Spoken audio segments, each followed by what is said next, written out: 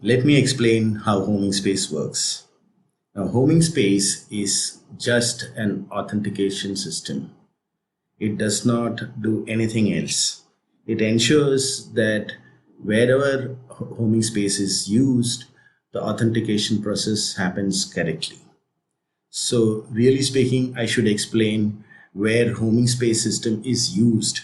Homing space itself does not store the user's email address or their phone number or any of their data. Homing space stores only the username and the public key of a particular user who's taken a membership at homing space. Now, when a merchant decides that they have to use the homing space system, they have to do very little coding and they can easily incorporate homing space as their preferred method for authenticating users at their website. How does this happen? Now, let's say that a user took a homing space authentication. At homing space, they have to create on their mobile phone, in the mobile phone browser, all the keys are created and they are kept there. The public key is given to the homing space, to homing space server. So homing space server ensures that user's username is unique and it preserves the public key for that user. Now that user goes to a particular merchant. In a regular case, what he would have done is that he would have had to give the username and the password. But in homing space, there is no password as far as the merchant is concerned. So the user goes to the merchant and gives his homing space username to the merchant. And when he does that, let me give a metaphor here. Think that that user is going to that merchant with a box and a padlock, an open padlock. He just puts it over there and then he tells the merchant that I want to get into your site. What the merchant does is that the merchant puts a unique password which is used only once. So it's technically called an OTP, but I don't want to use the word OTP because you may think it is something which appears on that user's mobile phone as a text or the SMS over there. No, an OTP simply means one-time password. So the merchant creates a one-time password and puts that in the box and then he locks that box. Now this is not really a box which has a padlock, but just think that that particular password got locked. So he just clicks it lock, nothing else. He doesn't have the key for it. The key for that particular lock is still with the user. This is a key and it's with the user. He has never given the key to the merchant.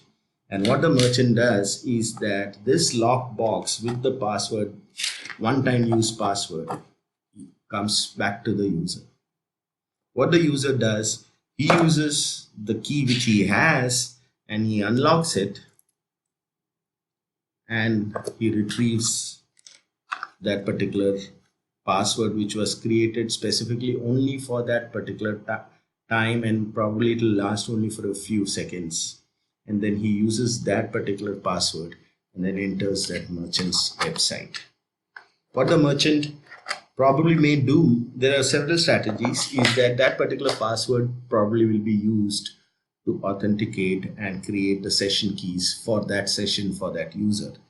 But that's a detail that we need not get into in this explanation of the concepts of homing space. So here is a situation where the merchant, really speaking, has not stored any password for any user.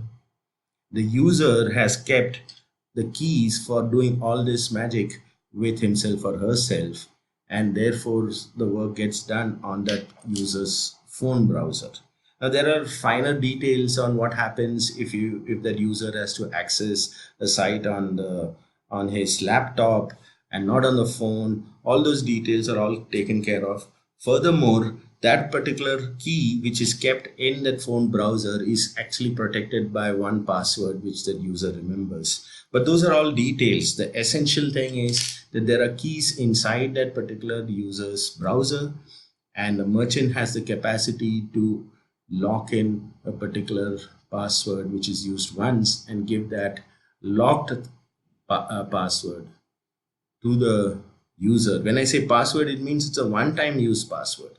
It's not a regular password. He cannot use it again. If he gives it to somebody else in that brief second, let's say it's theoretically possible, that person will be able to enter, but not him.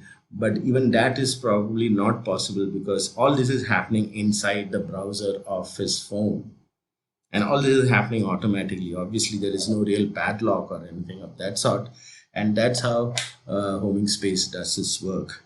So in short, there are three agencies here.